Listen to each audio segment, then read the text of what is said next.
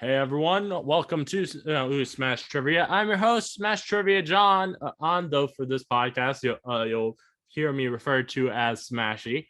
You can find me on Twitter, Facebook, YouTube, Twitch, and Instagram, and TikTok by searching Smash Trivia to follow everything happening with me. I'll be the one with the big old green head in the profile picture. I'm so excited to get into this. This is the Gamma Analysis. Basically, in this series, I'm going to review everything Hulk, all the movies and TV shows. Hope you enjoy. Smash Trivia presents the Gamma Analysis. I want to ask everyone listening if they could please do sign for me. Please share the hell of this podcast with all your friends. For this episode, I'm reviewing an episode of Fantastic Four, World's Greatest Heroes, that features the Hulk, that's called Hard Knocks.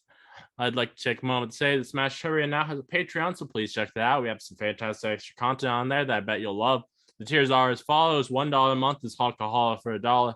$3 a month is the Reading Room with Hulkie and Shulkie. And $5 a month is Smashing the TV. I'm joined today by Mad Trivia John of the Mad Trivia Podcast, a podcast you guys should definitely be listening to because it is a super fun time. He appeared on his first episode of that. How are you doing, John? Oh, I'm doing fantastic, Smashy John. How are you? I'm doing good. And we're also here with Bala from Twitter, who they're at on Twitter is Big Bala and Big Bala Brand 24. How's it going? Happy to be here, Smashy. All right, thank you for coming on. I'm so excited to be able to talk about this episode with you guys.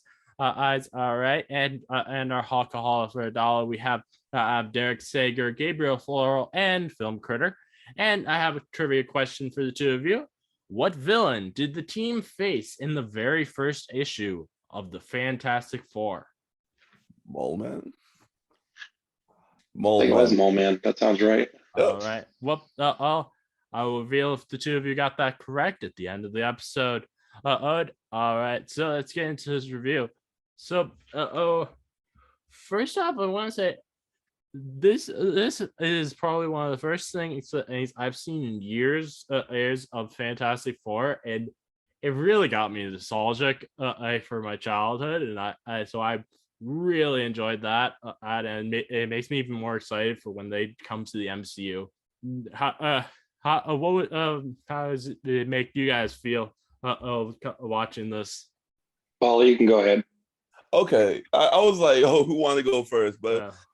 I definitely did make me nostalgic because the Fantastic Four was one of those TV shows I saw growing up on Nickelodeon, and every episode made me not only invested in the characters but also just the Marvel universe as a whole, which is kind of fitting because the Fantastic Four was the first comic where you got to see all the big characters. Like, if their comic wasn't doing well, or if they wanted to really showcase the craziness of the world outside your window, it was obviously the Fantastic Four, the Hulk, Black Panther, the Avengers, Spider-Man, all these characters. The Fantastic Four were just the big guns and they're like A-list celebrities. So seeing like characters like the Hulk, Iron Man, Ant-Man, or in this episode, just like the Hulk and all the craziness, it made me really understand and just better than. I think this was what made me invest in, say, the Incredible Hulk TV show, or when the movie was coming out in that movie. So I'm really grateful for it. It knew how to really sell the structure well. Nice. As for me, I mean, I got to be honest, I'd never actually watched this show before. The animation style is definitely a departure from what I recognize the Fantastic Four to be. It was kind of like, I guess you could say, oddly modern, but it definitely gave me the desire to get Reed and Sue and Johnny and Ben into the MCU for sure. One thing particularly to me that watching this episode really made me feel is like I kind of wish that when they joined the MCU, it's not it wasn't I kind of wish it weren't a movie. I kind of wish it were a TV show because so that we could actually get to see the Fantastic Four's day-to-day life in live action, and not just have to be 1 2 hour film of a big storyline. I kind of wish we could really get to know these characters with the TV show on Disney Plus. Yeah, I think that's this whole thing about the whole concept of like now streaming TV shows and everything, because it's just like it's more consumable, but at the same time, you get more time to with the characters. You get to see like different kind of aspects of their life. So it's kind of, and you see some people complaining about the whole 8 episodes is not enough, or 13 episodes is kind of too much because you don't know what to do with it. So it's always every kind of format has its pros and cons. And one thing I wanted to point out was that's going back to trivia John's kind of point is I think during that time it was really heavy with the animation, like anime style, like animation, because the Batman, Legion of Superheroes, Teen Titans, always trying to follow a similar format. So I think it's really kind of prevailing of this time. So it'll be interesting to see how MCU would handle like the Fantastic Four with it coming out 2023, 2024, I think. I think it's 25 now. But yeah, I think it might be February 2025, coming out just a few months supposed to before come out Kang Dynasty. Secret Wars. I thought it was before Secret Wars. No, it's before Kang Dynasty, I believe. Okay, so is it? Oh, maybe it's in between. Okay. So it's definitely going to be interesting to see how, like, because everyone has their own idea of how the Fantastic Four should be brought in, whether it should be, okay, they were around since the 60s, whether it's a new group. Because we're talking about the Marvel's first premier super team. So everyone has eyes on it, especially after the whole Fox's, like, 2 tries and Roger Corman's, like, 1 try. So it's no pressure, but a lot of pressure, basically. Yeah. I think it's I still haven't seen Fan Four Sticks, so you're not missing much. You're not, yeah. I kind of feel like that's the case with a lot of characters if they have had a previous incarnation in another series. I think it's going to be hard for when the Blade film comes out for the MCU, because you have there's going to be 2 groups of fans for that, and you're not going to be able to please both. One group of fans is going to want it to be a dark as hell serious story, and then you'll have but you also because of the Wesley Snipes films, you have a group of fans that are going to want it to be campy as hell. And so it's going to be, I think it's going to be very hard for them to get a good balance to please most people for the Blade film. For sure. Right. And that's the thing about the superhero boom era we're in. Everyone has an idea, because we're talking about characters who've been around for what, decades, almost a centuries of years, with so many different writers, artists, and like adaptations. So it's just like there's no right, well, there is a wrong way to do it, but there's no particularly right way to do it too. I agree. So going back to this particular episode, so I and this is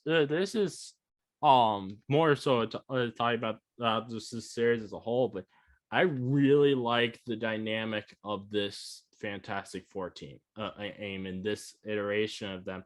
I think they really do feel like a family. Oh, agreed.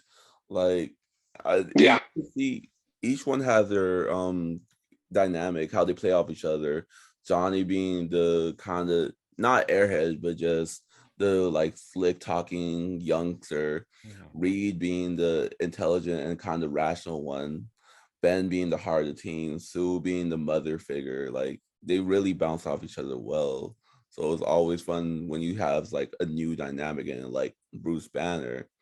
And especially because it was a tie-in with the like Fantastic Four movie in 2005. So it's just like finding that kind of merging and balance between the comics, Ultimate and 616, and the Fantastic Four movie. I think they found when I said like there's a right wrong, this show really had the right way of like handling the characters. Oh yeah. One thing I don't know how I feel about. And I know this is something some iterations of Fantastic Four in the comics have, but I'm not a terribly big fan of Human Torch's hair in this. Same, same. I've It was the first thing I I noticed. find it so ridiculous, his hair. It's funny because I was thinking of Greg Langs because he had this whole like teenage boy band, and with this is just like overly spiky, just like dang, he too much hair gel. He looked like he was trying to be a Super Saiyan. And then and another design that was that I don't necessarily not like it, but it's definitely not my favorite design we've gotten. Is the design for the Hulk? I'm not I to me it kind of feels too much of a kind of feeling of like a mix of Frankenstein's monster and a zombie to me in a way. Does that make sense? To Yeah, me, he looked like the original rendition of the Hulk, yeah, I was about to say, I think this is one like of the my. original comic look. Yeah. Oh, Sorry. no, you're fine because I was about to agree. Like, I think this is one of my favorite like Hulk designs because it feels like the Jack Kirby giant Frankenstein monster times 10. Like, you can see that like enlarged forehead, just the bulky, like he looks like an inhuman creature tonight. And I think that's why I kind of whenever I draw the Hulk or see a Hulk, it's kind of like my idea of what the Hulk should be. Just yeah. Yeah. I understand where you're coming from Which because that's absolutely fine. I'm definitely not saying it should that everyone should share my opinion. I just that's just to me that's not exactly how I've always kind of seen the Hulk of how I particularly want him to look. But that's but it's very much an opinionated thing. There's no right or wrong answer for this. of course, like, and everyone has the idea of like what the Hulk should look like. So it's not like, damn, your opinion is wrong. It's just, yeah, I see where you're coming from. It's just when it comes to the Hulk, I always like that kind of giant immortal Hulk, the Jack Kirby first Avenger style look. Oh, So the Immortal Hulk is such a unique look, and he is definitely a favorite of mine.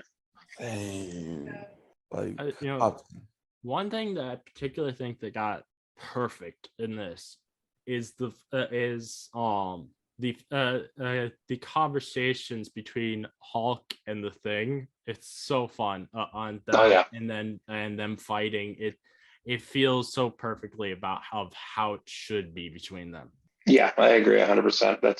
That's their dynamic. I really hope at some point. I know it'd be hard for it to probably end up happening because there's so many characters people want to see act, and they're never probably gonna be able to get to all of them in live action. But I really want to see a fight between and the Thing and the Hulk in live action. That would be so fun. yeah, Secret Wars, baby.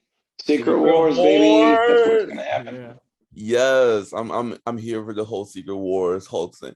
And yeah, not just even Hulk and the Thing, but like Bruce Banner and Reed Richards having Oh a new yeah. Guys Bros kind of dynamic. Yes. Like, Yeah. The I only thing think that there'll be sucks is we won't get it with Henry Pym and Tony Stark. you one of know, the biggest I loss. think the science bros sort of thing between and Bruce and Eos and Reed. I think it's gonna be even. This is one situation where I think actually is kind of good how the current iteration of Hulk that we have in the MCU. I think that'll be it'll be really fun dynamic to have the it'll be Reed and this big giant Bruce that he's interacting with. Oh yeah, like seeing the She-Hulk episode, like the first one, especially with like Science Bruce. It's Oh not yeah. particularly Professor, but it's just like, okay, he's learned his lesson. He still kind of views the Hulk as a monster, but it's kind of extension of the Incredible Hulk, like a monster he can use for good. Oh yeah. Yeah. One thing I don't think they explained in the episode, and Bala, I think you've seen most of the series, so you might know the answer. But who was the villain in this episode working for? Okay, so that's a interesting kind of lore because everyone has their own opinion since they never kind of delve into it in later episodes.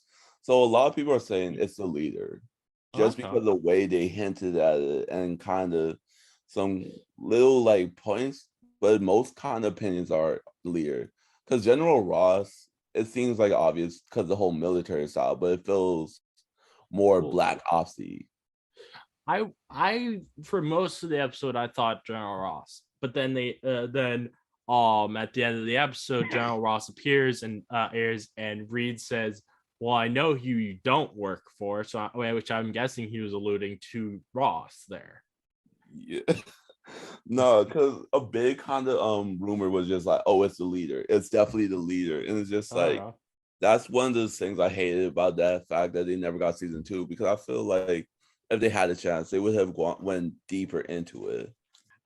I really I would not mind if they tried at some point, sort of like what they're planning on doing with X-Men 97. I wouldn't mind if they were to try and bring this back on Disney Plus, this animated series. And I think it would be really fun if Disney Plus brought back a bunch of animated series from Marvel that people enjoyed, just to give some nostalgia for people. Oh, definitely. Like It X-Men, wouldn't be a bad idea.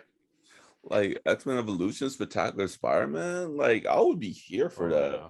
There's so many good animated series, and we need to have a new Hulk animated series. Agreed. It's And a fun. Deadpool animated series would be great too. Oh yeah, Yes. I'm still so hopeful that at some point that the Deadpool animated series that Donald Glover was planning on making ends up coming to fruition somehow, because that the test footage The collaboration that they of my dreams. the test footage that they released for that was so cool. Oh, Chef's Kiss. Yes. Like it looked so seamless. The humor was there. Donald Glover is Then the humor was literally the same humor from the Deadpool movie, but it put into a new situation since they hadn't gotten a voice actor yet. So, but it worked so well. and I think that was like, So oh, go ahead, like trivia, John. I was gonna say Donald Glover, but with Kevin Smith at his side. Oh man. Ooh. Now Kevin Smith actually was it sadly is not doesn't seem to be happening now, but Kevin Smith was actually going to be working on an animated series for Marvel. It was going to be a Howard the Duck series on Hulu, but sadly it didn't Such a end bummer. up Such a bummer. and come to fruition. And the only two series from the sets of animated shows that they were planning on making on Hulu that actually came to fruition was the Modoc series and the Hit Monkey series. They were Both of which are really good, apparently. They were actually planning on having if I remember right, I originally they were planning on having Modoc, Hit Monkey, Howard the Duck, and then I think one other show, all be connected to each other, and they were going to lead to a parody of the Defenders, so it would be called the Offenders. That would have been great. Would have been awesome. I would have loved to see something like that. Like, damn. But sadly, it all fell apart when Marvel Studios took over Marvel TV. The pains of the like. For the best, though, I think. I mean, Kevin Smith is talented, so I figure he'll get worse. Oh, yeah. Like Donald Glover. I'm hoping that Kevin Smith. I know he said he doesn't that he doesn't want to have to deal with the backlash that will come from it for it, since he knows that there will definitely be backlash. But I can't. I really want to see him direct something for the MCU, and what I think would be best, because I think it'll be it'll be the least amount of backlash coming towards him for it, because people are already focusing on backlash on the project even without him being there. I think a Kevin Smith directed She-Hulk episode would be amazing. Actually, yes, because his sense of humor kind of fits perfectly with just She-Hulk sensibility. And since basically everything that he makes, he puts it's Jade, Silent Bob in. It would be so funny to see their reaction to meeting She-Hulk. Agreed. Oh my god! Like he can get really nerdy with it, and I would be here for every second of it. Oh man! Like alternatively, he could do an Impossible Man series. Actually, yes. Uh-huh. Like balls off the wall, just craziness with either Impossible Absolutely. Rayman or just being everyone's wacky sidekick and everyone just getting tired of him. Or Multiple Man. So basically, what Kevin Smith said was after people there was so much backlash towards him on making the Master of the Universe series on Netflix. Basically just because he gave, I think it was a female lead in it. He said he doesn't want to do anything with doing any actual directing with Marvel because he knows that the fans are even more rabid for Marvel than they are for Masters of the Universe. Yeah, that's the crazy thing. Like they're passionate, but it's just like there's a limit because this is a man who's really loved. He's like one of us made it big, and it's just like damned if you do, damned if you don't. Yeah. You can never satisfy everybody. So what I say to that is, fuck the haters. Oh yep. Yeah. Co-signed. And the reason why I say him doing sign for She-Hulk, both I think that his humor would work really well, but since She-Hulk already has those haters there, they're not going to be as focused on hating on him, if it if that makes sense. Yeah, like it's already gonna be like, dang, it's already got so how much worse can it get? They could double down. Please do 20% more twerking. Oh man, so what I really enjoyed in the at the end of this episode of the thing and having to bait Hulk because Hulk wants to fight him and not the bad guys. Actually, I thought that was a great way to end the episode. And talk about Hulk's mama. Yeah, I love that. Oh man, and then at the very end, he's like, "We're gonna settle this one day, an arm wrestling match." Oh my god, and that's the stuff I love. Like it's just classic Mark. Mm-hmm. They may start off with fights, but it's just like we're not friends, but we're not enemies either. Just and also particularly this is I didn't catch actually until my second viewing of it this week, but at the very end, he chases after Johnny and he says "Thing Smash." I thought that was hilarious. Oh man, what? I was gonna say like the amount of times Johnny was just flexing to like Bruce Banner, and you could see he really did not give a single shit. He was like, "It's okay, we fought Dr. Doom." Like, who the fuck is like this? Yeah. I early on in the episode, I really wanted when a thing said mentioned like I stop talking or I'll throw you. I really wanted him to throw Johnny at the Hulk. That would have been hilarious. That would have been amazing. Like John just screaming and just remembers that last night. Wait, I can fly. Yeah. Oh man. So good. I want to compliment Sue's ingenuity for being able to take the Hulk down with the force field. Oh yeah, definitely. That's why I always say Thing may be the strongest member, but Sue is the most powerful. Oh yeah. For sure. And if Hulk was really pissed off, Thing would be a pile of bricks. Just like Pebbles. Pebbles is best. Yeah. There's no way Thing would even hold a candle to Hulk. Sorry. There's also another moment that they burst out laughing um the people who live under the Fantastic Four are just be like they live upstairs, damn it. Like you can see she Because the was Baxter building's apparently an apartment building. like That that. was so good. Like it's the one thing superhero in your own base, but superhero in an apartment, I couldn't. Without things like that, I feel like it's kind of easy to forget that the Baxter building is actually an apartment complex. It's not it's not just the Fantastic Four's headquarters. Which is wild. Yeah. It's just like, again, the world outside your window. Like you literally having superheroes, larger than life adventures living upstairs. Oh yeah. Probably all types of crazy shenanigans. Like, yo, this is messing with my rent. You need to stop right now. Yeah. My security deposit. No.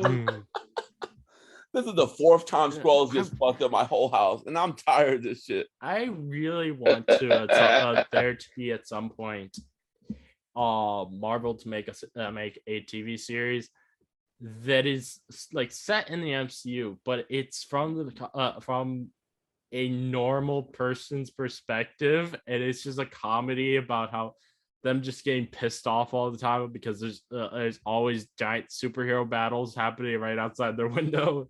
That would be so fun. Oh, kind of like Powerless. DC did it. Yeah, it's kind of like Powerless, but like with an actually a good sized budget. That's kind of why I like Spider-Man Homecoming, because it's just sometimes it was too much, but other times it's just like, oh, so this is what it's like for a regular person living in the Marvel universe. Oh yeah, I kind of feel like, to me, in Spider-Man Homecoming kind of feels though it's obviously a lot better writing, but to me the tone of it kind of feels like you'd a more mature version of something you might find on Disney Channel, and and I kind of love that about it, because that makes it really feel accurate to a teens. Yeah. And I think more so than any other or Spider-Man film. Definitely has that relatability to it for a teenager. Mm-hmm.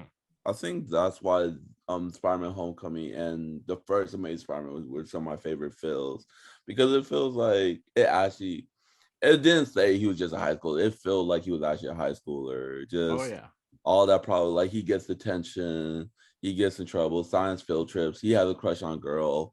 Homecoming kind of goes to shit. Like, even though you try to do everything right, your girlfriend's dad's kind of just not a maniacal supervillain, but just like there's reasons you gotta be nervous about it.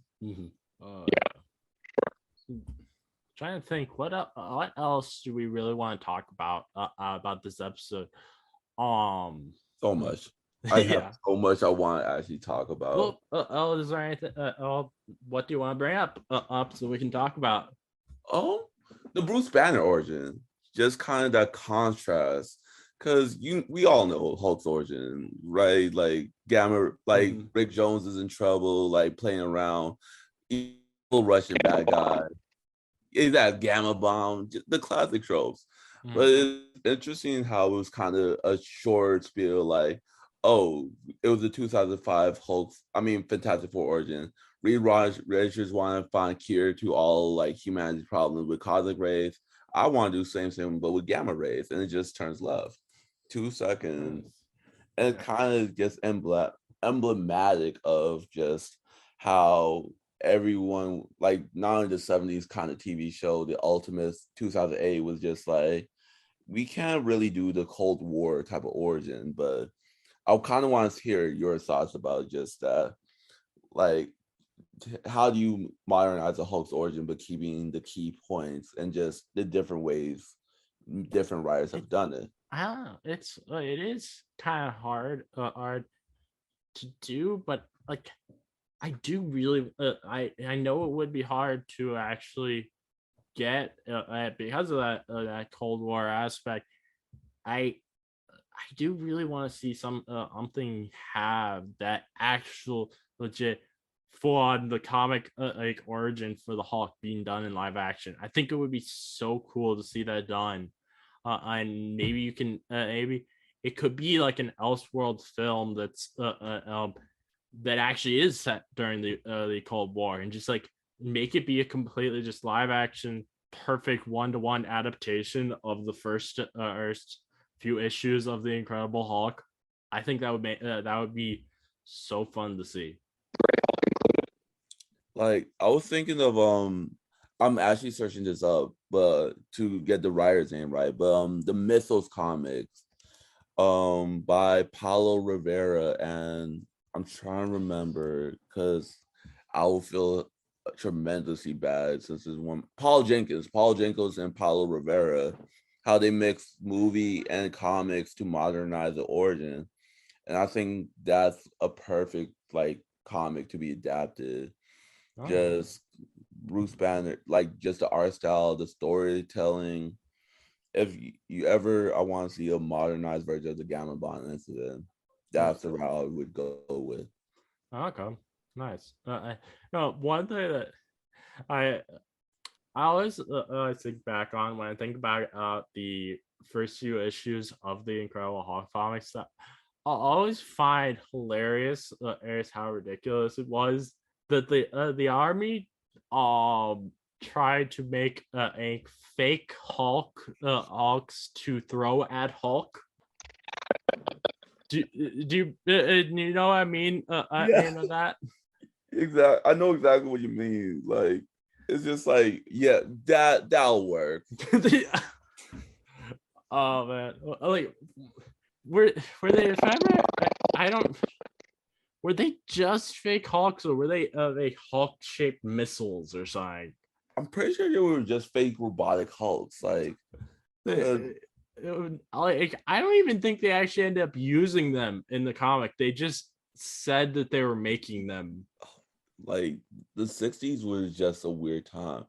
Like first it was the Hulk and Gargoyle, then the Toadman, then Immortus, then the Circus of Evil. Then it was just like robotic Hulks. It was just like you can tell Stan Lee was just like anything goes. Yeah, which I kind of love that because like to me, I think to me comics they are ridiculous and they should be ridiculous. They should be allowed to be as ridiculous as they want, and I want to see some of that ridiculousness is be like really translated into live action which is it seems has trouble it seems a lot of comic book films have trouble trying to translate that ridiculousness because sadly a lot of people in the audience today complain when there's ridiculousness being put in there. Yeah, like definitely agree. You're fine. You're fine. Like I think that's what really, because Marvel, like everyone always talks about the whole realistic and should superhero movies be grounded, but I think ultimately it's a balance. Like the reason people love comics because you can see anything and everything happening in there. Oh yeah. You can see like grounded people having real world problems, like if a girl likes them, problems at work, but then it's like pushed up to 100, like yeah, problems at work. Next thing you know, a giant 100-foot monster is coming from underground, destroying like kind like you're like three, or like an alien naked silver guy is flying on a surfboard saying it's the end of the world, and you're just like, damn, my daughter's birthday is it's like in 4 hours. Yeah, and like I want to see stuff like I on my Patreon on last month I did I read out a Christmas themed Hulk issue where Hulk fought the Rhino in who's in a freaking Santa suit I want to see stuff like that be able to be brought into live action. It would be so crazy for something like that to happen. I think it would be so fun. Oh yeah, like just little stuff like that goes a long way. Like the what else? Oh, Hulk in Las Vegas, like just some good old fashioned Joe Fiction action. Oh yeah, I think we can possibly actually start getting more stuff like that now that Marvel is starting to do these special presentation things with both Werewolf by Night and the Guardians Holiday Special. So I think we can possibly get more things like that. I get to see more of that ridiculous side, and I because like these specials don't necessarily actually have to connect to anything bigger. Oh,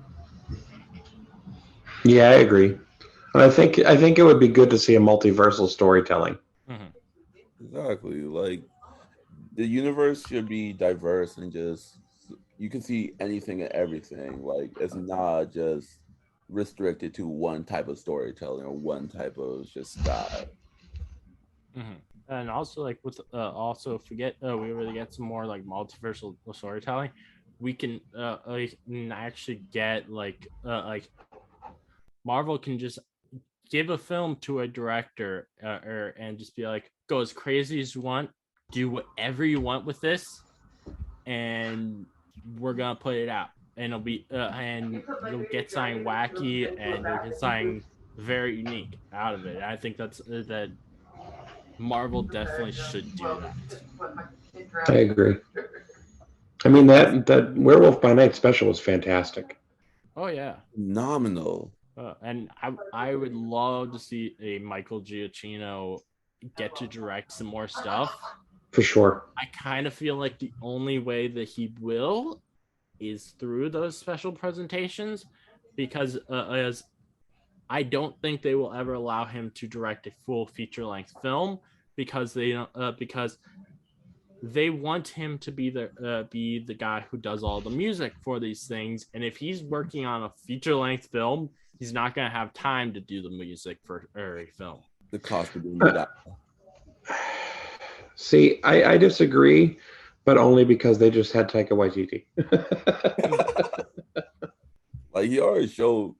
I'm kind of like, well, it's like, damn, like this is the best, one of the best, like, musical guys in the industry, like hands down. But at the same time, seeing his directorial side, it's just like he's a triple threat by himself. So I would Yeah. love to see him just Yeah. really stretch out and do a lot more. Mm-hmm. Or maybe just have, while he's doing the directing, have Ludwig come in and do his audio, his sound stuff. That'll be an Oscar winner right there, guaranteed.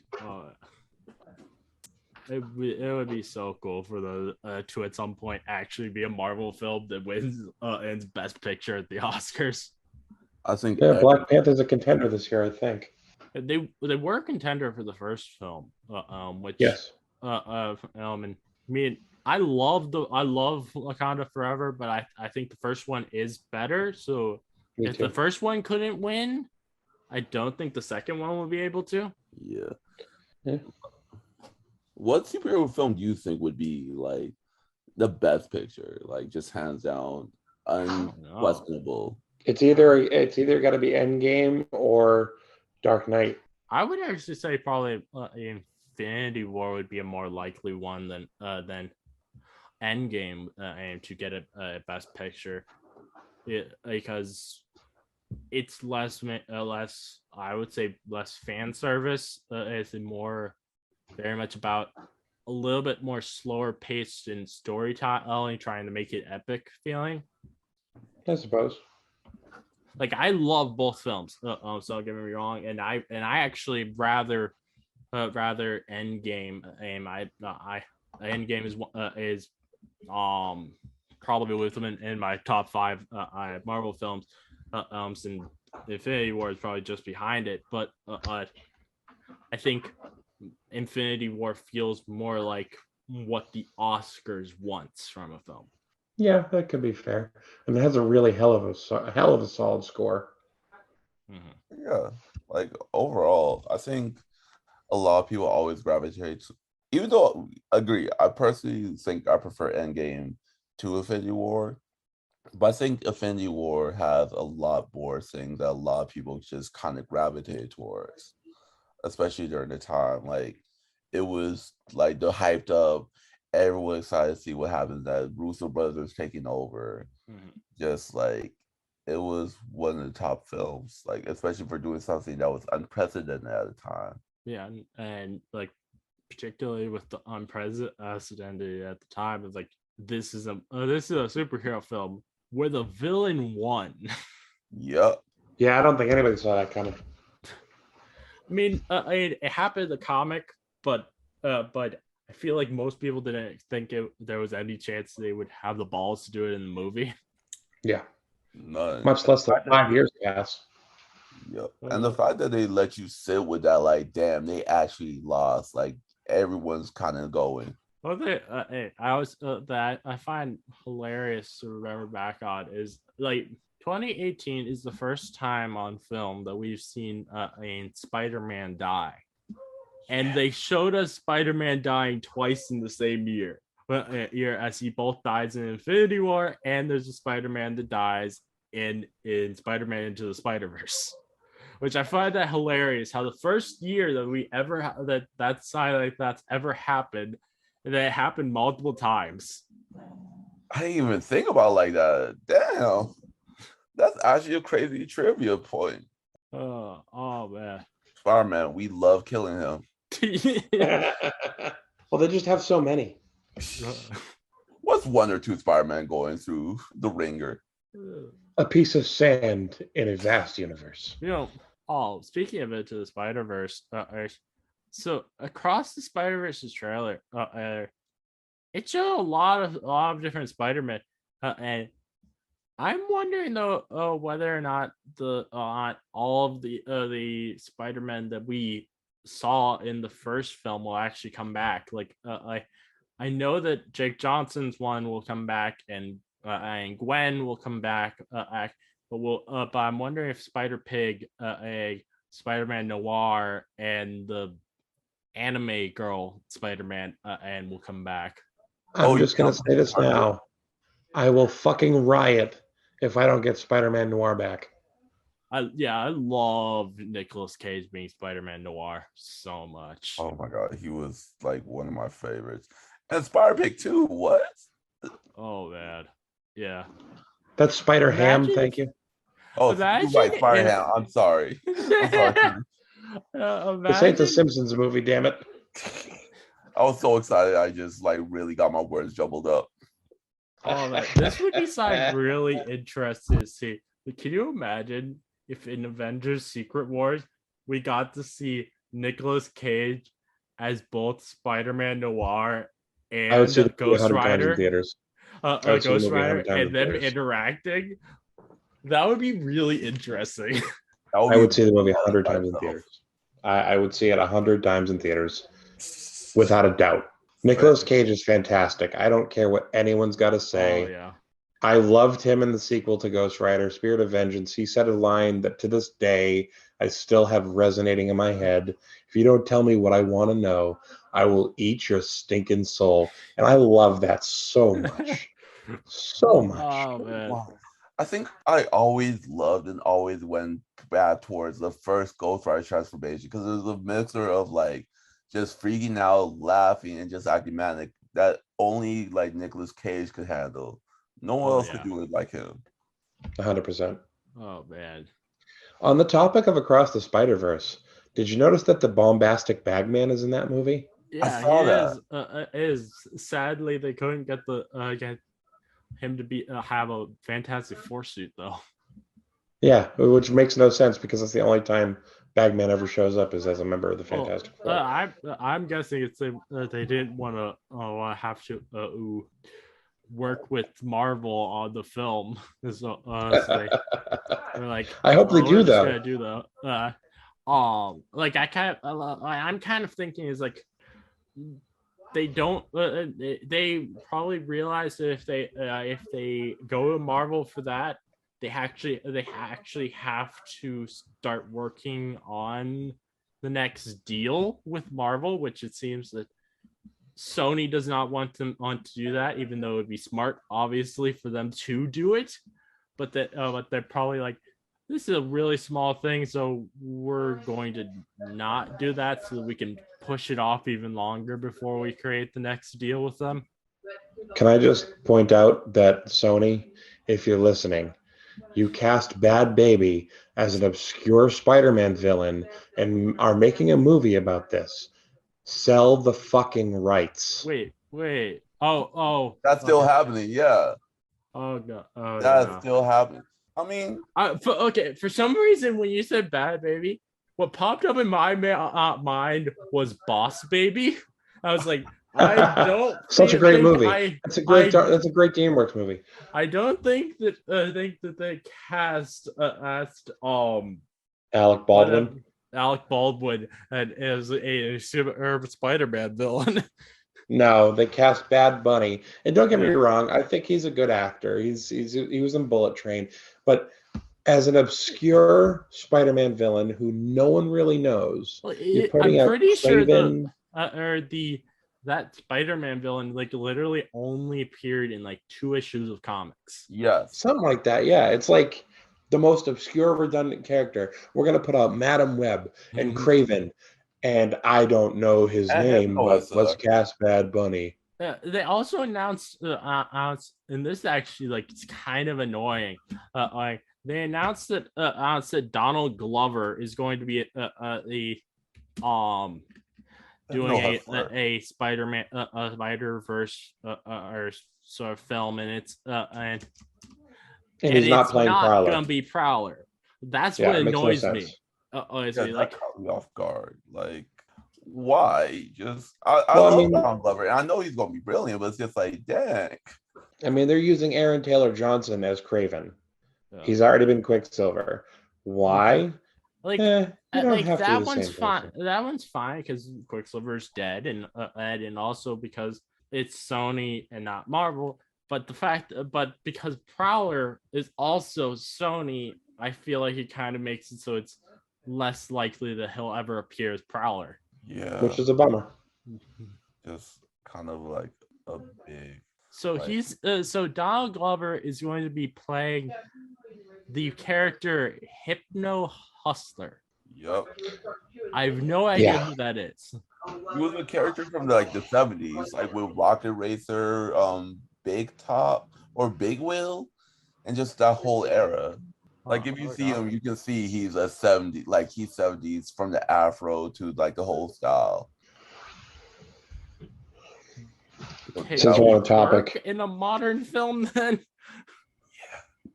Bad Bunny will be playing superpowered Marvel wrestler El Muerto. I kind of wonder I kind of wonder if they're actually planning on setting anything up with this, because I don't think they're going to actually follow through with their ideas of we're going to have them face Spider-Man, even though none of them know who Spider-Man is. Yeah, like that's not. They really want a Sinister Six movie, but unless it's kind of like the No Way Home or like Into the Spider-Verse method, it's not going to. They ruined that already. Who wants a Sinister Six film where the characters are Hypno Hustler, El Muerto, Morbius, Craven the Hunter? I don't like Craven the Hunter and Venom. Like I can understand that because they're popular characters. No, but the three of those with the other three don't make sense. It's just so weird. Not a good combination at all. It would just be it's foolish not to go Vulture, Electro, either Kingpin or Venom, Rhino, Scorpion, like the standard six. You need the standard six. And then there's also how they freaking dumbasses. It's on. We're like, we're going to say that Doctor Strange's spell brought him Vulture to this other universe without even asking Marvel if that makes sense. Money. Anything for a little bit of money. Oh my god. And the fact that he was in the promotional material made even less fucking sense. No, literally none of the scenes from the promotional material actually appear in the film. It's so stupid. Oh, But we went off on a tangent here. Yeah. Oh, a hard tangent. Like, dang, I was just like, yo, I have really been just trying to avoid all Sony news because every time, unless it's into the Spider-Verse or the Spider-Man movies, so you hard froze. What knocks. happened? Hard knocks. I just lost you guys. Oh. I didn't hear anything after whatever I said. Oh, I said hard knocks. Going back to subject. What other things happen? So it's kind of a like straightforward story. Just Bruce Banner trying to find a cure, going to read red shirts, getting chased by secret black ops men. I think overall, if I ever look at a basis for a good story, I think that Fantastic Four Hulk dynamic is always just because it kind of just showed both sides, like showing things like the grass is always greener on the other side, pun slightly intended. Yeah, I've never actually read it, so I don't know if it's actually the same story, but there actually is in Marvel Comics a Fantastic Four comic where Hulk appears that is called Hard Knocks. So I'm wondering if I'm wondering if that is actually the same story, and if it is like maybe like an expanded version of what we saw in this. So is if so, I kind of want to read that, and because I think that would be a fun. Could be a good read for sure. No pun intended. I've never read Hard Knocks either. Surprising enough. And also another thing with this episode, I really enjoyed how the one character that did not get caught was Invisible Woman, and then they showed her rescuing all the rest of the Fantastic Four, before the Black Ops people took Hulk. I thought that was really fun. I did find it weird how she didn't try to get Hulk or get Bruce out of the cage like she did with the rest of them. Yeah, I had a feeling like they and like that was just like they had her not do it just so the rest of the story could happen. Yeah. Like that might have been it. Just like, okay, we had to like keep the like suspense and just the action going. So instead of having easy, okay, she just can't freeze him and turns him into Hulk or turns him invisible. Just okay, we gotta see some Hulk action. Like we built up to this whole big team up moment between the Hulk and like this thing. Let's just pay it off. And I think the payoff was well done.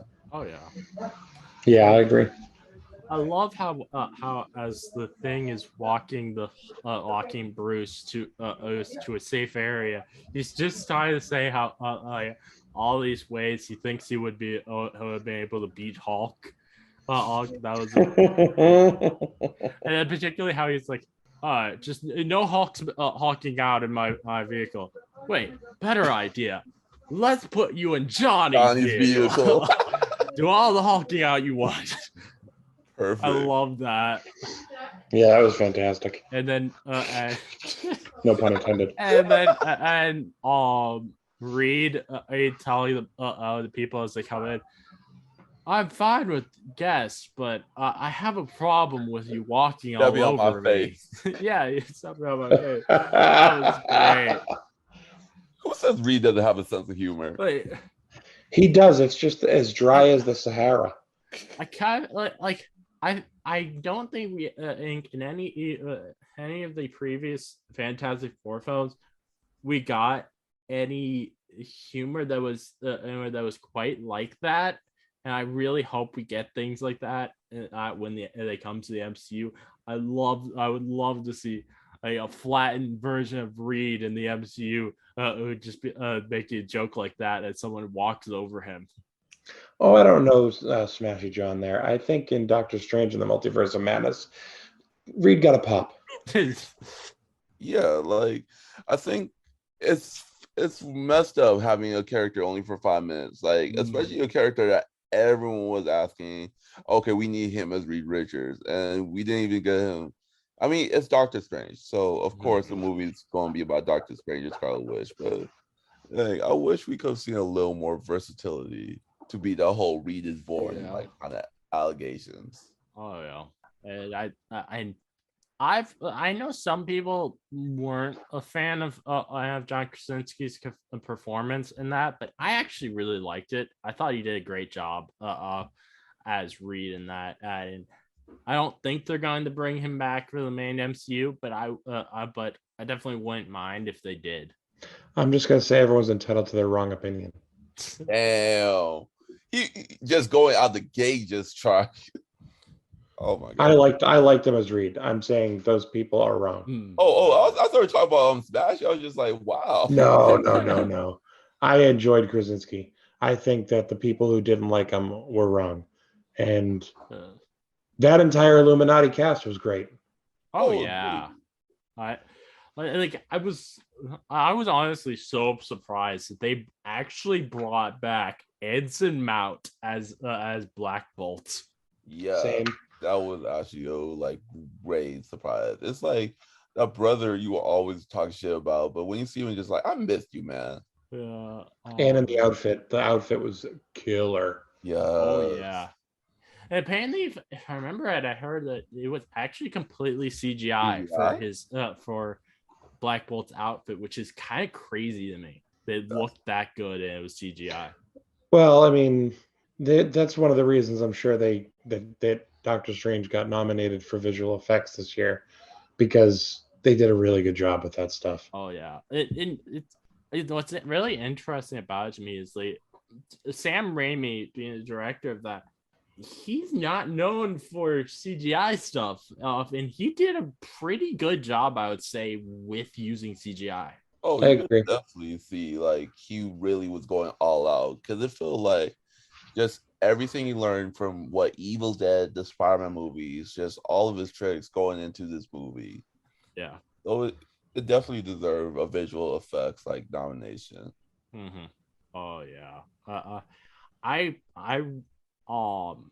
now kind of I would be interested in seeing what he would do if he was if they brought him on to help with one of the animated episodes of Marvel Zombies. See because I don't know if he's ever done anything with animation before, but I think it would be interesting to see another facet of what he can do.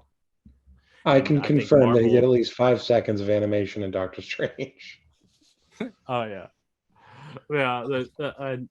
And I think Marvel Zombies is kind of the perfect animation for him to do. For sure, I agree.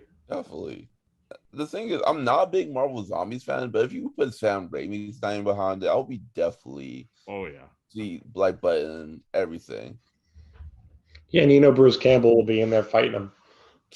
And you could, and because it's in another universe, you could actually make him be Ash fighting him there, since and that is something that did happen in Marvel comics.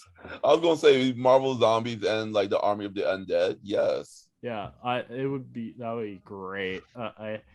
And also just to see Ash Williams in animation would be really cool. That would all we need is a fleeting "this is my boomstick."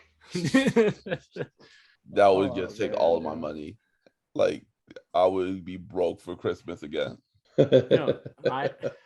That Marvel Zombies animated show, I really hope that they start that off with continuing it directly where What If left off, and like actually give us the full battle between Hulk and zombie Scarlet Witch. That would be so fun of a way for them to start out that series.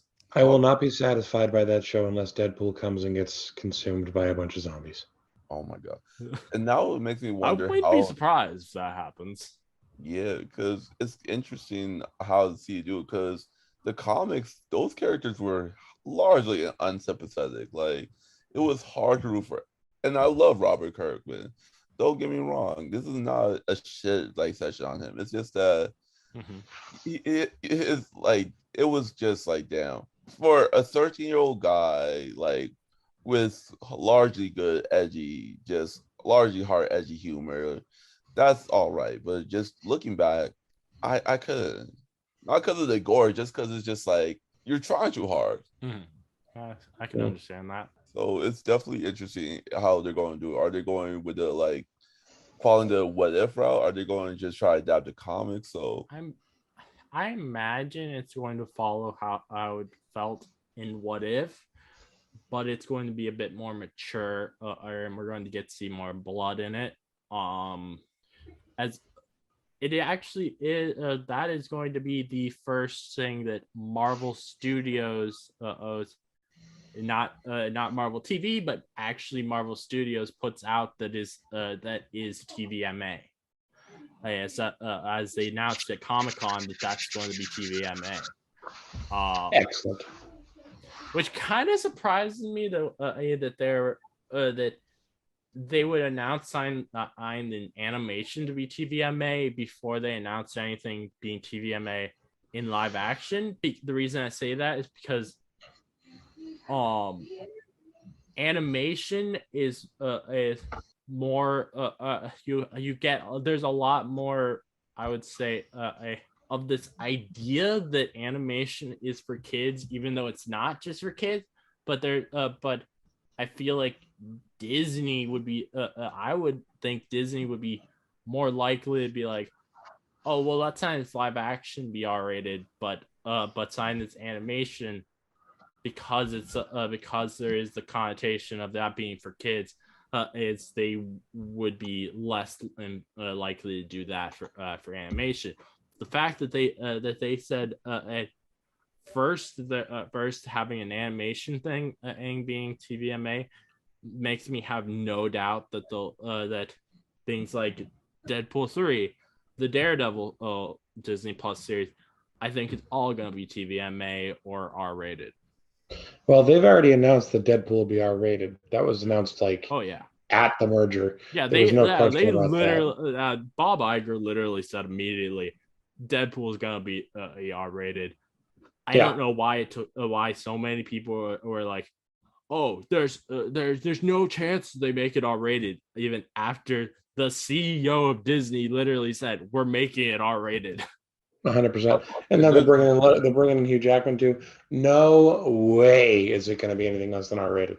Oh yes, you're going to see blood, guts, just all types of severed heads, humor. Yes, so there's no way it could have been a PG-13 like that. No, not a chance. Not a chance. Not with those two together. No way. I'm really hoping that film is going to be a road trip style film, but it's of them going through the multiverse, and by the end of the film they end up in the MCU. Yeah, Deadpool kills the Fox universe would be great. Yeah, I just like really go wacky with it, like make them literally be in a van and have the van going across universes. The van would have to be Scott Lang's van. Yeah. Like, dang, you bring all these characters back: Jessica Alba, Chris Evans as Human Torch. Yes. Yeah. Oh my god. There was leakers were saying that there's that they are expecting the Fantastic Four from the 2005 to come back in it, and of Jessica Alba, I can't remember the name of the actor who plays Reed, Aid and Chris Evans. Lone Grufford, yeah.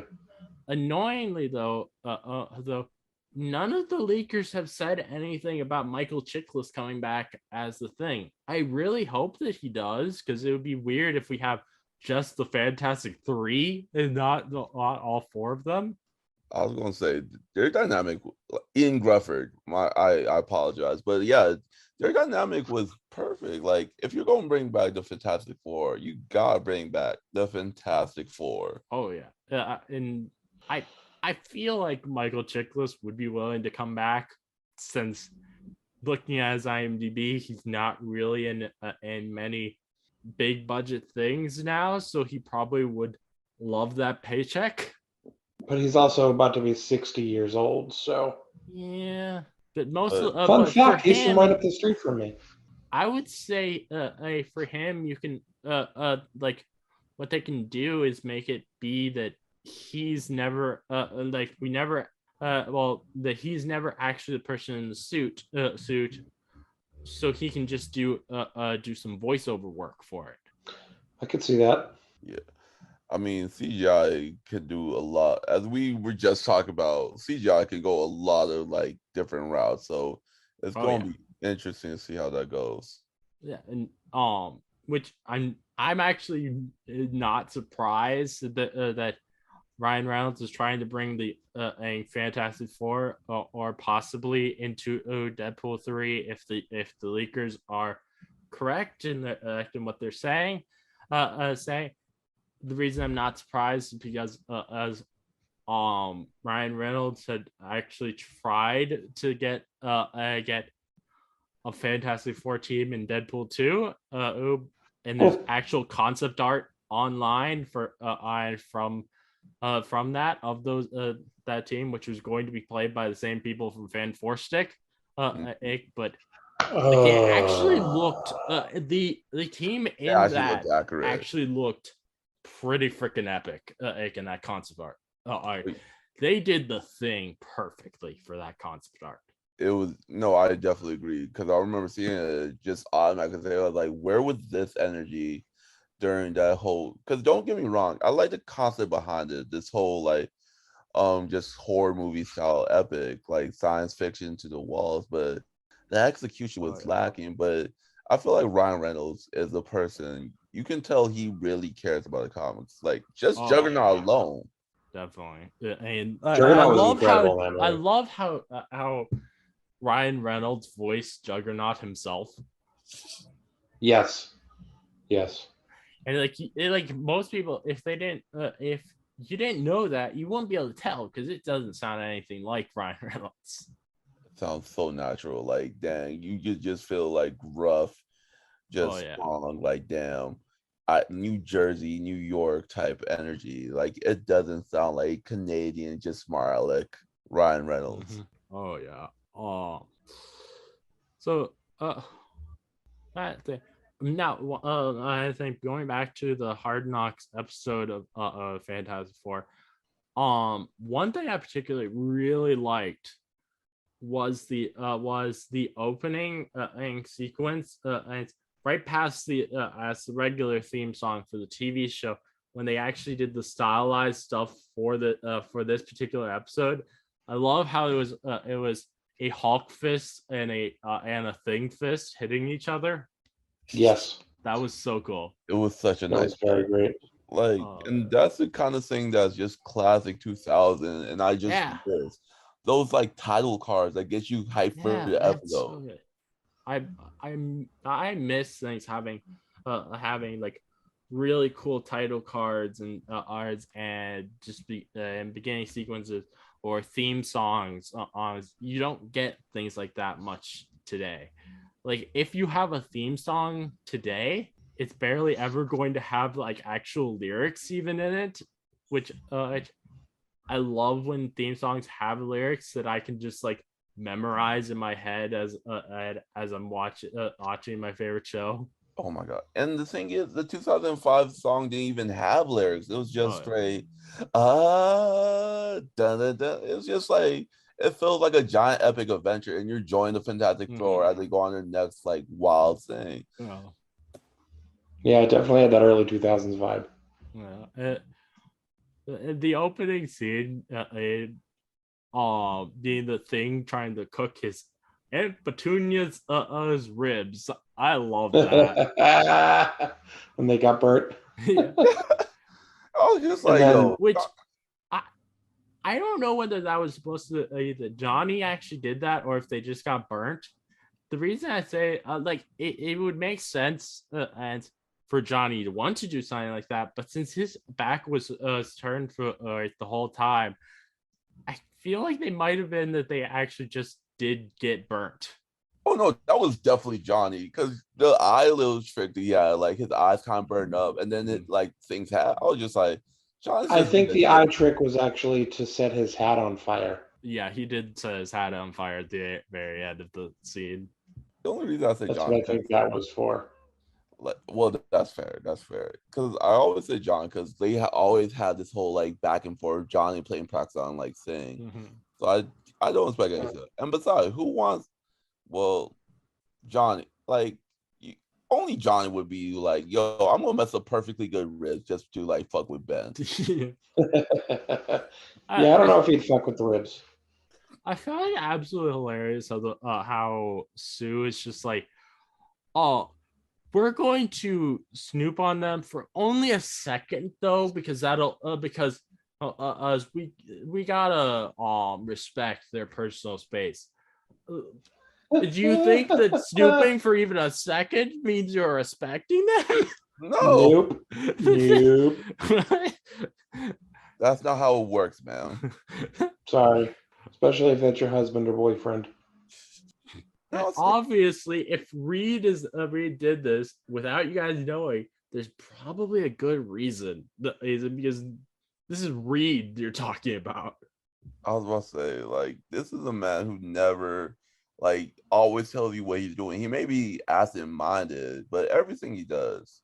I think this is the most kind of nicest I've ever seen Reed Richards. Like, Oh yeah. usually you have that like kind of 50 stereotypes. You know, women should be in the kitchen kind of jokes people make, but this is just like the most open I've ever seen Reed be. I absolutely loved when Reed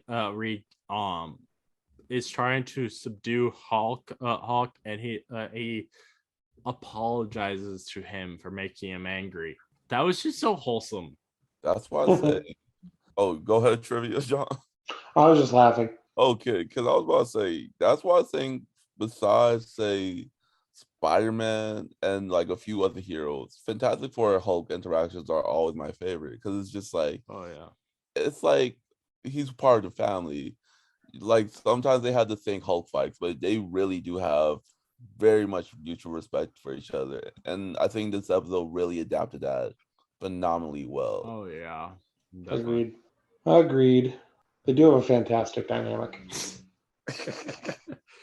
Yeah, you're good with the puns today. Like, I love that. But now, trivia, John. Which should you enjoy more, or coming on for this, or coming on to watch the Amazing Bulk with me? we don't talk about that. No, We actually don't did that. discuss. Oh yeah, we did. It was terrible. It was the worst experience of my life, and I've got a going argument with a coworker of mine. He says the worst movie that he's ever seen is Unfriended, and I said, "You haven't seen The Amazing Bulk." Oh, I goes, think this "It's guy no needs way to it could be watch worse." it. He tells me there's no way it could be worse, and I have to guarantee there's 100% a guaranteed way for it to be worse. I truly think The Amazing Bulk is definitely the worst film of all time. I was about to say, Yes. like, I had this movie frat, like, I was a part of, where we would just sit in front of the TV, drunkenly watching movies, and we watched a lot of wild stuff, but we swore to ourselves never to watch Amazing Bulk. So, like, you're better people than I am. Oh, It was a hard hour and 20. It was a hard hour and 20. And we had to watch ads. I'm glad it was only an hour 20. I got ADHD. Well, it was longer because we had ads to watch too at different times. No, fuck that shit. The ads were the most entertaining part of it. No, I got ADHD. Yeah, that's fucking fair. Yeah, that is 100% fair. Like, no, I got serious ADHD. I would have just zoned out at like 10 minutes. I'm just like, yeah, I can't do it. Y'all got it. So Bala, can you see us? Yeah, I can see you perfectly. Here you go. Enjoy. Oh my God. Why would you do this to me? Why? I'm never coming back on the show again. Thank you. Click. I'm out. Oh man. Yeah. So basically, I have on my Patreon on a series where I react to films that are either B movies or they're just bad movies. and so I wanted to as a special thing in November, since it was my anniversary of when my podcast started. I decided to do the Amazing Bulk to react to it, and I dreaded it throughout the month, and finally I was like, I have to get somebody to watch this with me to ease my pain as I watch it. So I got Bad Trivia John join me, and it was still such a painful experience. So bad. It You're was so perfect. fucking bad. This is exactly what I wanted to do to John every at every passing moment right here. God. Imagine God. just glaring at like Oh, Smashy, God. just like, yo, why? I hate you. I hate you. Is that right off? Is that gift from right after when she was sucking him off? I think so. Here you go, John. Oh God.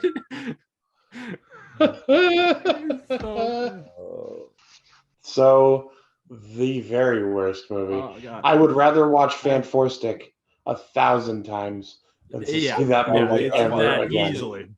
easy. Oh Like, man, I'm glad for your sake, Bala, that you have not seen in the Amazing Bulk. no. You know how there's sometimes like email things, like those like movies that have like the chains that kill people? The Amazing Bulk is the chain. By itself. Yes. Yeah, If you open it, you will suffer brain damage. and if you don't, you might if you're not strong enough, you might end up probably afterwards. Yeah. It was Like, tough. I I'm had out, trouble guys. sleeping that night. Yeah. Oh my god. Like, you just brought up, like, all the PTSD in my head right now. Like, thank you. Oh man, I'm sorry, man. You're fine. You're welcome. You're welcome. Thank you for joining. What's nothing Oh, but a my few God. traumatic moments with your friends? Like, Oh man. Well, I think we've talked most about most of everything about this episode. Is there anything else you would like to talk about, Bala, before I end this off? oh, I think if I had to rate it anything, it's definitely an 8 out of 10. Like, if you like the whole show, if you never seen the Hulk before, which kind of impossible, like this would Yeah. definitely be a good introduction. The Hulk, he has not had great time with the box office, but I genuinely do think he is probably within the top 10 most popular Marvel characters. Oh, you was one of the Easily. big threes. Like I would, and I think the thing is with a lot of the early 2000s Marvel films, even though they didn't do well at the box office, I would say they're just as well known as probably the MCU films are, because those were the films that a lot of families played on repeat for their kids at home. Mm-hmm. And so they got so kids got into those a lot, and that and like I would say Doctor Doom, because of the Fantastic Four films, I would say he's probably just as popular of a character as Thanos. Oh, Even though those films obviously did not make nearly as much of the box office as Avengers, Infinity War, or Endgame. oh, Yeah. 100%. Like, if anything, Fantastic ruined his reputation. And I think if Marvel actually today made a Hulk film, they would easily be able to get $1 billion off of a Hulk film today. I mean, because now that we actually are in a time when a lot of people go see the films in theaters. Yeah. Agreed. It would have to have a good premise, though. Oh, yeah. And you really have to have the right director, like someone who can actually balance the whole drama as well as like the action scenes. James Wan. That's actually an inspired choice. I don't. It definitely cannot feel like the Aquaman movie did, though. Oh yeah. No, doesn't have to. But he can be the balance. Yeah. Like I know a lot of people like the Aquaman movie, but I think it's actually a one of the more boring DC films to me. It has some of the kind of tropes I hate about some DC films, like the long narration, just like, okay, so I'm going to do a shameless plug. Aquaman Andromeda, like, it's a horror book with Aquaman as the main character. Interesting. Yeah, I recommend it for a lot of people. If I read a lot of comics, as we all do, but I love Aquaman books. Aquaman Andromeda came out this year. One of my top three favorite Aquaman books. Interesting. All right, thank you for that recommendation. If I ever start reading comics, I'll have to check that out. Yeah, everyone has a first, so it's kind of like what's his name? The dude, the Cthulhu missiles guy, Lovecraft. It's very Lovecraftian with Aquaman at the center of it. Interesting. That's interesting. I would not have thought of Aquaman ever being a character to put in horror, but that is definitely, they would probably make for an interesting story. Oh yes, must read, like must read. Before I end this off, I do want to say, you guys did get correct. The answer to the trivia question was Mole Man, and virtual high five. Mole Man, and he is a massive character within the in the Fantastic Four comic. Who would you guys want to see play him in live action? That's a good question. I remember, like, for the fan Fantastic, they said Tim Blake Nelson was supposed to play him. Interesting. Yeah, I would say someone who. I think I think Mole Man is a character who probably within the movies is probably only gonna ever have one appearance if he does have an appearance. So I wouldn't mind if they went for Danny DeVito as Mole Man. If it was going to be if it were a character that was going to have multiple appearances, I wouldn't choose him because of his age, but because I feel like Mole Man is a character that probably would only appear once within the movies. I would not mind on Danny DeVito. I can top that. Wallace Shawn, and you're not going to know the name, so I'll give you an image, and you're going to be like, "Why didn't I think of that?" Oh, that's perfect. Yeah, I was gonna say Luis Guzman because he got like range, and he's a good character actor. So I was just I do like some Luis Guzman because I think with Mole Man, it's just someone who can capture like the threatening ruler of an entire world. I can see that too. That's fine. But also like the sympathetic elephant man kind of nature. Like this is a man who was shunned by the whole world and a brilliant scientist. Kind of like a flip side of Dr. Doom and Reed Richards. Like he's just as brilliant, but he was never given a chance just because he didn't match societal's view of like beauty. Yeah, I was about to say that I think that Luis Guzman would be a good choice for if they were going to have the character appear multiple times. But I did not realize how old Luis Guzman is. He's 66. Yo. Spanish people age differently, brother. Yo, when you got that like Hollywood magic, it goes a long way. Oh yeah, Luis Guzman and I think did a really great job playing Gomez Adams and Adams in Wednesday. Oh, agreed. Like I haven't watched it today. Oh man, you are you a fan of the Addams Family? Of course. It's not that I haven't wanted to. I just haven't gotten to it yet. I definitely recommend it because it's such a fun series. Oh, very much so.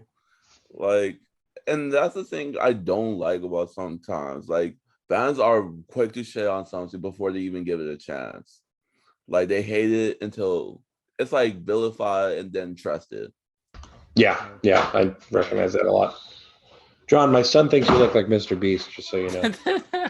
Okay. I mean, looking like a billionaire is not sign that I'm against.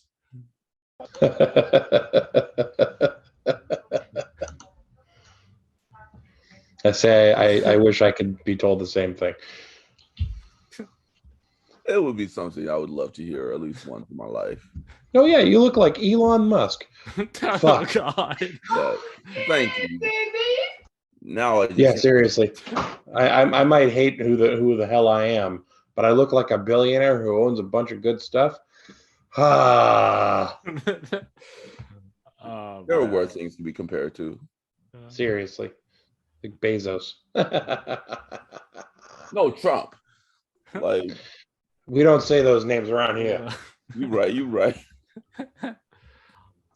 So I have something to do on my podcast where I offer them, I guess, can give me a funny thing that they would like me to say, an announcer voice. So do either of you have something you'd like me to say, and you can write it in chat so I can and then I'll say it.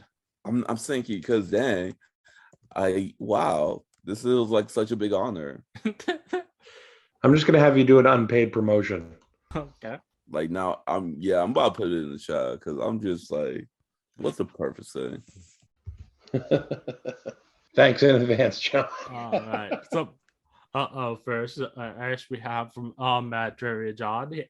He wanted me to say, check out the Mad Trivia podcast every Monday on any major podcast platforms. And then and Bala wanted me to say, remember, kids, it's to always spray and neuter your pets. He broke me. He fucking broke me. Oh, God. all right. He broke Thank me. you guys for that. All right. So, is there any final things that either of you would like to say before I end off this episode? Man, it was a pleasure to be here. I am very happy. Thank you for the first time out. It was nice hanging with like trivia and Smashy John. So yeah, it was definitely fun coming back on. I'm so glad you didn't ask me to review some shit like The Amazing Bulk again, because I probably would have declined. Yeah, but hard no. Yeah, I would not blame you for declining that. Oh God. Yeah. Well, thank you both for coming on. And again, and check out the Mad Trivia podcast. Where they're on that podcast, they ask John over here will takes one of someone's 3 favorite movies, and then and asks some trivia about it, and recreates a scene from the film with Mad Libs. So that's it's such a fun time. I was on there with him for his first episode. We were doing the Scooby-Doo film from 2000, I believe it was, or 2002. 2002, and it was the James Gunn's ones. Yeah, it was so fun doing that. Just a little switch on that. I've actually upped it to 5 because 3 was really limiting. Okay. So I give people the choice of 5 of their favorite movies now. That gives me a better chance to definitely not give them a better opportunity to know what they're picking. Okay. All right. Well, yeah, definitely check that out. And if you enjoyed Bala on here, check out his social media on I think particularly Twitter is main thing you're on. So and yeah, you guys both definitely welcome to come on here again. And also I'd love to at some point come on again and to your podcast, Ask John, because I had a ton of fun when I came on there. All right, so everyone, thank you for listening. And if you like this gamma analysis, please give a 5-star review on Apple Podcasts or a 5-star rating on Spotify. I'd love to hear your thoughts on this Fantastic Four or TV episode. So please let me know. And if you'd like to listen to more from me, please subscribe. Many more gamma analysis from me coming, so keep on the lookout. This again is your host, Smash Trivia John, signing off.